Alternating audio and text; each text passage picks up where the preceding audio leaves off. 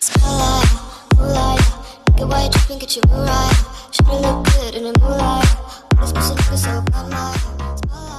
aí pessoal, tudo bom com vocês? Espero que sim. Meu nome é Giancarlo e venho por meio desse vídeo ajudar com um pessoal que tem dificuldade em filosofia. E para mim o que traz a dificuldade na matéria é, primeiro, a complexidade e a delicadeza que alguns temas têm que ser tratados. Como exemplo dele, é um assunto que está bastante em alta hoje em dia, que é a morte. A Covid-19 tem uma taxa de mortalidade de cerca de 17%. Ou seja, a cada 100 pessoas que são internadas em UTIs por conta da doença, 17 não voltam para casa. E esse é um tema muito complexo e delicado de se tratar, tanto em sala de aula quanto a filosofia está no dia a dia.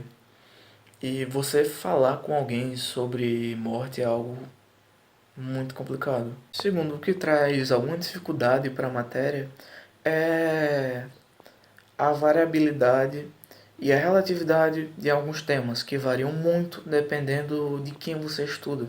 Como exemplo, a verdade. A verdade, quando tratada pelos sofistas, a verdade é algo extremamente relativo. O que é verdade para mim, possa ser que não seja verdade para você. O exemplo disso é Deus. Deus é uma verdade relativa. Se você nasceu na Grécia Antiga, século 5, 6, provavelmente você acreditaria em um dos vários deuses ao qual a Grécia Antiga louvava. Poseidon, Zeus, Dionísio, o deus do vinho. Já para Sócrates, existiam as verdades relativas, como por exemplo o deus que você louva. Você pode louvar a vários deuses, como era na Grécia Antiga, como já citei exemplos, Poseidon, Zeus, Apolo, Dionísio, ou, para alguns, a verdade é que existe apenas um único Deus, que ele é onipresente, onipotente e onisciente. Já para outros, esse tipo de coisa nem existe. Então, isso é uma espécie de verdade relativa. O que é verdade para uns pode ser que não seja verdade para outros.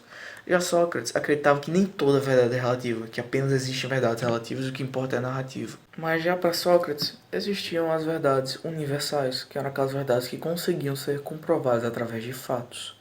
Como exemplo, um exemplo bem simples mesmo para poder ajudar você no entendimento é 1 mais 1 é igual a 2. A matemática já conseguiu comprovar através de cálculos de que 1 mais 1 é igual a 2. E não pode chegar um cara querendo dizer, não, mas pra mim, a minha verdade é que 1 mais 1 é igual a 3. Não, 1 mais 1 é igual a 2. Ponto final, porque já foi comprovado através de fatos e da ciência, que é a matemática. Ponto, isso aqui foi só uma introdução rápida para poder mostrar para vocês o que para mim são algumas dificuldades que ocorrem na matéria.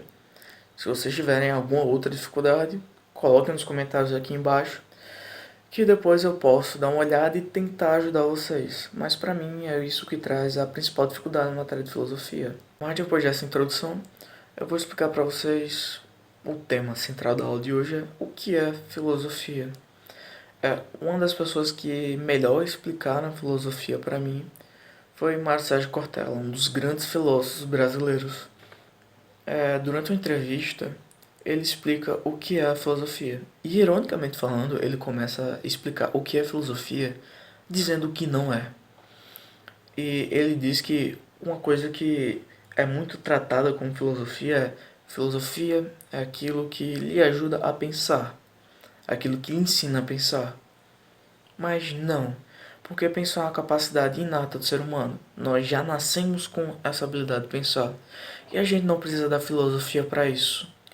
Aí depois ele tem outra frase muito famosa que é filosofia é um pensar crítico. Ele diz que também não, porque durante épocas negras da história humana, como foi o Holocausto nazista, existiam filósofos que tentavam, de uma forma ou de outra, justificar aquela narrativa.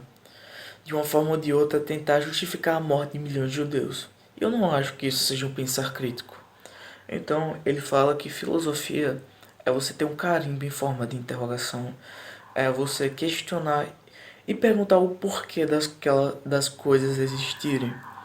Como um exemplo bem triste e real, mais um exemplo, Certa vez eu vi no jornal que um cara teve a sua esposa falecida de Covid-19. Ela foi internada em um UTI e acabou falecendo. Ele, após receber a notícia, foi até a cozinha, pegou uma faca e tirou a própria vida. Um fato triste, mas que eu vi no jornal e que infelizmente ocorre hoje em dia. Então, se você perguntar para um legista o porquê da morte dele, um legista facilmente vai olhar no seu olho e dizer: olha, ele pegou a faca, colocou no pescoço, fez um corte profundo, isso ocasionou um sangramento ao qual ele não conseguiu parar e ele morreu por falta de sangue. Isso é como ele morreu. Mas a verdade é o porquê que a filosofia quer saber, que a filosofia trata, é o porquê ele morreu. A filosofia explica o porquê dele ter morrido da seguinte forma: o que justificava a existência dele, o que dava um sentido à sua vida, era sua esposa. E quando a esposa dele morreu, ele não tinha mais o sentido. Ele não tinha mais uma justificativa para sua própria existência. Então, ele tirou a própria vida. Esse é o porquê dele ter morrido. Nós deixamos o como para a ciência, ela que estuda como algo ocorreu. Nós estudamos o porquê, a motivação, o motivo, a causa que levou uma pessoa a tirar a própria vida. Esse é o principal estudo da filosofia: estudar, pesquisar e descobrir o porquê das coisas. Não simplesmente dizer como ocorreu, mas sim dizer a motivação e o porquê daquilo ter ocorrido. Espero ter ajudado vocês que têm dificuldade sobre o que é filosofia. Como já disse anteriormente, caso você tenha mais algum tema, algum motivo para ter dificuldade nessa matéria, pode colocar aqui embaixo nos comentários. Logo após isso eu vou ler os comentários e tentar ajudar esse pessoal. No mais é isso. Não esqueça de beber água, ficar dentro de casa porque Covid é uma doença muito perigosa. No mais é isso. Valeu, falou!